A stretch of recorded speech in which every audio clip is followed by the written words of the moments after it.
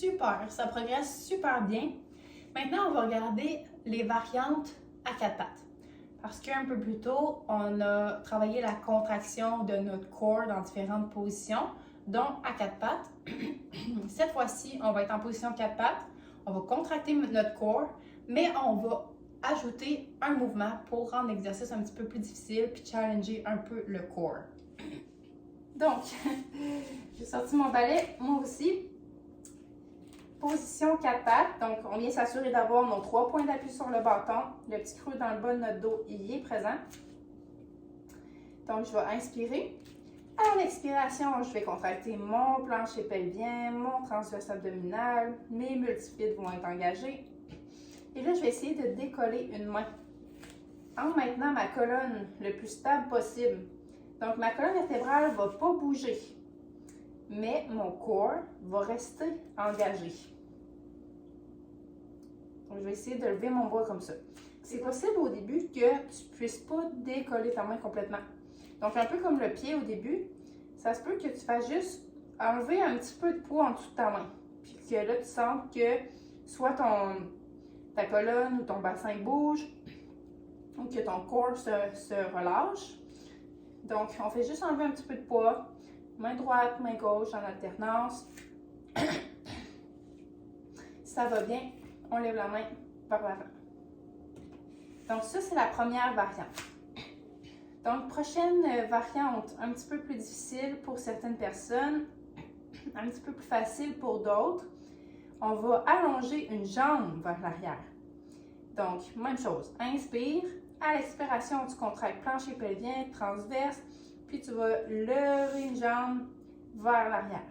C'est pas nécessaire de la lever haut, hein? Parce que si on la lève trop haut, c'est le bassin qui tourne, le dos qui creuse. On veut pas ça. On veut pas qu'il y ait de mouvement dans la colonne vertébrale.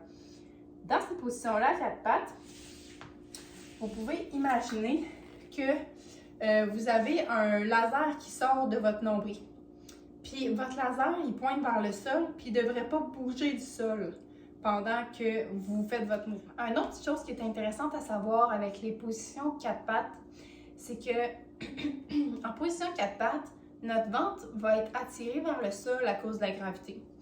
Puis quand on va contracter notre transverse abdominal, notre ventre va se rapprocher de notre colonne vertébrale, va s'éloigner du sol.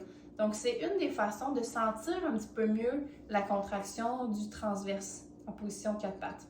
Super intéressant. Donc, une fois qu'on a fait position quatre pattes, lever le bras, position quatre pattes, lever la jambe, la prochaine étape, c'est de lever bras et jambes en même temps. On va lever la jambe, on va lever par exemple le bras droit et la jambe gauche en même temps. On y va avec des mouvements croisés. Donc, je me replace dans ma position quatre pattes. Là, idéalement, c'est d'avoir le bâton qui est bien aligné, sinon ça bouge. Donc, position quatre pattes, je vais inspirer. À l'expiration, je contracte plancher pelvien, transverse, multifide. Et là, je vais essayer de lever bras, jambes, sans bouger le reste du corps. Donc, mon nombril laser continue de pointer toujours à la même place.